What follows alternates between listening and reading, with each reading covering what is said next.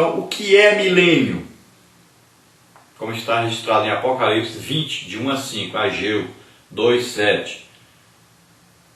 Então aí o milênio é o período de 1000 anos em que Cristo reinará sobre a terra, dando cumprimento às alianças abraâmicas e davídicas, bem como a nova aliança. O milênio é chamado de reino dos céus, reino de Deus, reino de Cristo, regeneração, tempos de refrigério e o mundo por vir.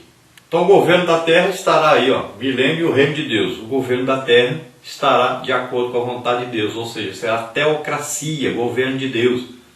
Nenhum outro sistema de governo é representante de Deus na terra.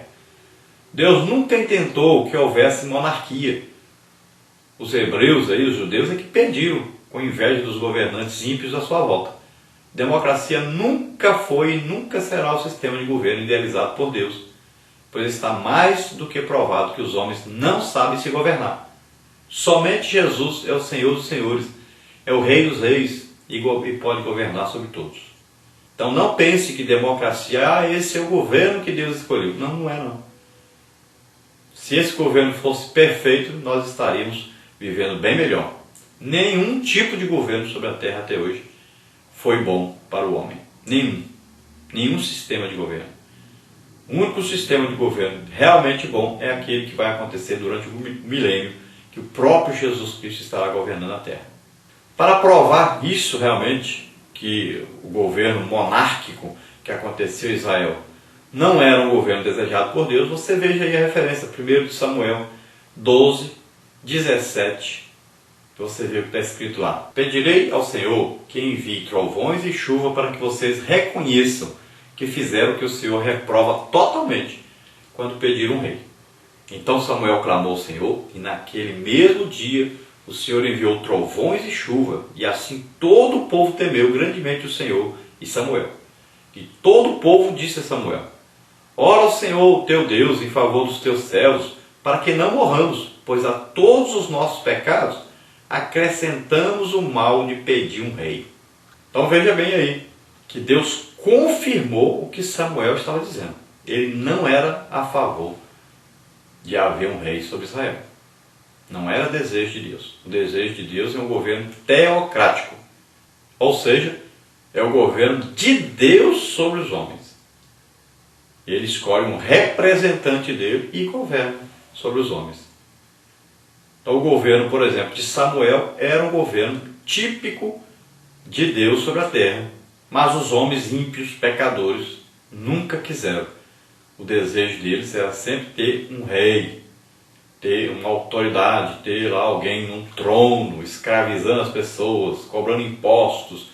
Então o desejo dos homens era esse, era imitar as coisas dos outros povos pecadores. Não desejavam o reino de Deus sobre eles. E continua assim até hoje. As pessoas não querem que Deus reine. As pessoas querem reinar. E assim, infelizmente, muitos na igreja estão desejando também um reino humano. Estão desejando ter aí um governo humano. Estão desejando reinar, serem grandes, admirados, ganharem muito dinheiro, enriquecerem, mas não estão visando realmente o bem do povo. Não estão visando realmente um governo de Deus sobre o povo. Infelizmente. Mas a perfeição será alcançada então no milênio, no governo do próprio Jesus Cristo. Então quando será o milênio? Veja Apocalipse 19, de 11 a 21, Apocalipse 22, 7 e 10 e veja Mateus 25, 41. Então o milênio é logo após a grande tribulação, imediatamente após a batalha do Armagedon, depois que Cristo separar dentre os restantes dos moradores da terra, perdidos ou bodes, e os que receberem o reino de Cristo, as ovelhas. Só entra no milênio quem aceitar Cristo como seu rei, seu Senhor, como Deus então. Quem estará na terra então durante o milênio? Somente então os judeus e gentios que aceitaram o reinado e senhorio de Cristo sobre eles. Veja Mateus 25, 31 a 41, Apocalipse 2, 26 e 27. Quais são aí os objetivos então do milênio? Então, seu governo, seu cabeça será Cristo. Veja aí Apocalipse 19, 16. Seu caráter, um reino espiritual que produzirá paz, equidade, justiça, prosperidade e glória. Veja Isaías 11, 2 a 5. E sua capital será Jerusalém. Então os objetivos: primeiro, exaltar a Cristo, diante de Cristo todo joelho se dobra, manifestar o reino de Deus na sua plenitude, manifestar o tipo de governo que Deus deseja para seu povo, mostrar que este mundo pode ser administrado com justiça e equidade.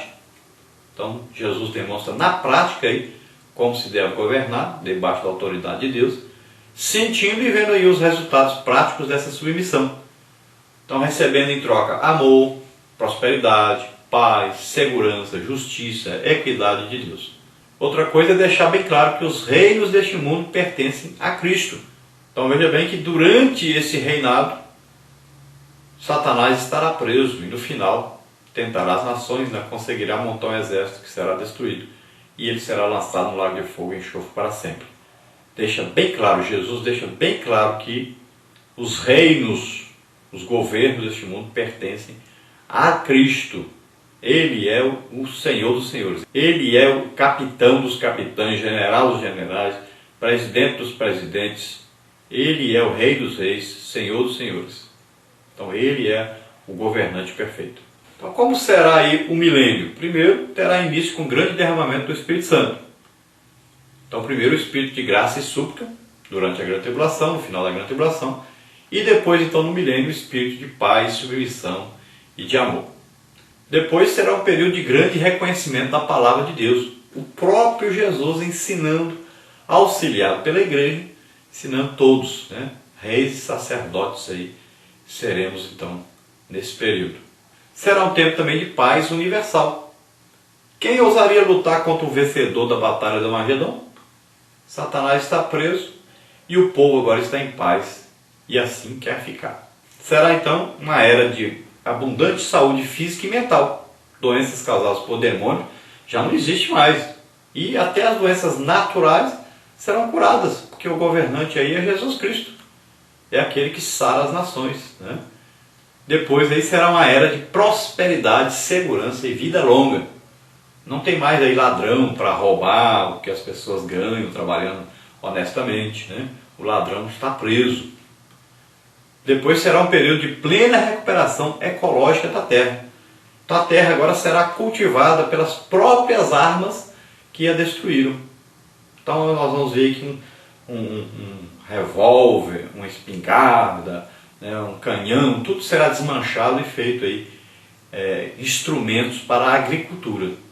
Tudo será transformado para ajudar a produzir. Nada será feito para destruir. Depois Israel habitará seguro, estará de posse de todo o território que o Senhor prometera a Abraão. Então, desde o Egito até o rio Eufrates, aí, toda aquela terra prometida, toda a região, tudo que Deus prometeu para Israel se cumprirá durante o milênio. Não tenha dúvida disso, vai acontecer. Então, os judeus, enfim, saberão que existe realmente um rei, que esse rei seu que eles esperavam realmente veio e está governando. E saberão então o que é ser fiel realmente a Jesus Cristo, ser fiel a Deus. Bom, nós fizemos um resumo rápido, é final de trimestre. Nós vamos ver agora as lições que nós estudamos durante o trimestre. Primeira lição aí, o projeto original do Reino de Deus. Vimos aí o conceito bíblico de Reino de Deus, vimos aí definição do Reino de Deus, os aspectos do Reino de Deus, vimos aí o governo do reino. Depois vimos aí o reino de Deus nas Escrituras, no Antigo Testamento e no Novo Testamento. Reino de Deus ou reino dos céus. Depois, as manifestações do reino de Deus, no passado, no presente e no futuro. Na lição 2 nós vimos aí a mensagem do reino de Deus. Vimos aí, na parte 1, a natureza do reino de Deus. O reino é espiritual, o reino é pessoal, o reino de Deus e seus princípios. Depois, parte 2, a nova vida dos que fazem parte do reino de Deus, nascer de novo, proclamar o reino de Deus, gerar frutos. Depois, na parte 3, o que o reino de Deus significa. Então, justiça, paz, alegria. Na lição de número 3, nós vimos aí a vida do novo convertido. Vimos aí, parte 1, novo convertido é uma nova criatura. Então, a nova criação, transformação radical, uma nova dimensão de vida. Na parte 2, o passado se foi e eis que tudo é novo. Então, o passado ficou para trás. eis que tudo se fez novo. É tempo de avançar. Parte 3, quando estamos em Cristo. Então temos um novo olhar, temos uma nova atitude, temos uma nova vida abençoada. Depois vimos aí na lição número 4, a comissão cultural e a grande comissão. Então vimos aí parte 1, a missão integral, uma ordenança divina. Uma responsabilidade que vai além da evangelização, a missão integral da igreja, um marco histórico da missão integral. Parte 2, comissão cultural, uma convocação à igreja, um chamado à responsabilidade e restaurando a dignidade humana. Na parte 3, grande comissão, a igreja proclama o evangelho no mundo. Então a grande comissão, o ID, a ordem de fazer discípulos em todas as nações. Vimos depois na lição número 5, o reino de Deus através da igreja. Na parte 1, o reino de Deus e a igreja. Então a igreja é representante do reino, a igreja é comissionada por Cristo, a igreja na sociedade. Na parte 2, o reino de Deus presente na igreja. Então na pregação cristocêntrica, na comunhão e no serviço. Na parte 3, quem é o maior no reino de Deus? Então o maior em humildade. O maior deve ser como uma criança. O maior deve ser servo de todos. Depois vimos na lição número 6 a eficácia do testemunho cristão. Parte 1, o cristão como sal da terra. Então a função de preservar, a função de temperar e preservando e temperando o mundo. Parte 2, o cristão como luz do mundo. Então a luz, o Pai das luzes, a manifestação da luz pelas boas obras. Na parte 3, o testemunho do crente, no campo missionário, em sua comunidade, na igreja local. Na lição número 7, nós vimos aí a beleza do serviço cristão. Na parte 1, as características do servo de Cristo, amor, compromisso, humildade. Depois, na parte 2, o serviço cristão, ordenado pelo Senhor, em relação a Deus, em relação ao próximo. Na parte 3, a missão da igreja neste mundo. Então, proclamar a palavra de Deus, viver em comunhão, servir a Deus e ao próximo. Na lição número 8, nós vimos aí a igreja, agente transformador da sociedade. Na parte 1, a igreja e a sociedade. O que é uma sociedade? Jesus e a sociedade. A igreja na sociedade. Na parte 2, vimos a igreja e a proteção social, através da oração, por intermédio dos conselhos divinos, por meio dos valores cristãos. Na parte 3, a igreja e a assistência à sociedade. A evangelização, a ação social, restaurando a sociedade. Na lição número 9, nós vimos aí preservando a identidade da igreja. Na parte 1, nós vimos o que é a igreja. Definição, as duas principais dimensões da igreja e sua identidade. Na parte 2, vimos a preservação da identidade da igreja. Então, na pregação e no ensino do evangelho, no amor cristão, na defesa da fé. Na parte 3, nós vimos alguns perigos que ameaçam a igreja. A perda e o esfriamento do amor, a perda do temor a Deus e a perda da humildade. Na lição número 10, nós vimos a atuação social da igreja. Na parte 1, nós vimos a pobreza, uma realidade sempre presente. Os pobres, o problema da fome e precisamos ouvir a voz de Deus. Na parte 2, questões sociais no Antigo Testamento. Os ricos e os pobres em Israel, a escravidão em Israel, o socorro aos pobres. Na parte 3, nós vimos aí o Novo Testamento e a ação social da igreja, nos evangelhos, na igreja primitiva, na igreja atual. Depois, na lição 11, vimos aí a influência cultural da igreja. Na parte 1, vimos a cultura antes e após a queda. A natureza da cultura humana, a cultura como beleza da criação, a queda manchou a cultura humana. Então, número 2, aí, exemplos bíblicos de relacionamento cultural. Daniel discerne a cultura babilônica, Paulo Barnabé e a transformação cultural em Listra.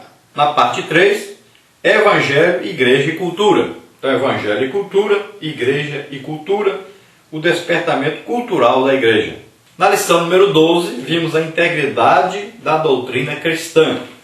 Na parte 1, a doutrina bíblica e o homem, alimentando a alma, doutrina é vida, doutrina e cultura.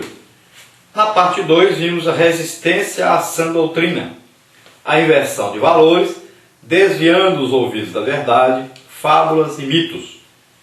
Na parte 3, atitudes em relação à sã doutrina. Fidelidade a Deus, discernindo os enganos e sutilezas, plenitude de vida.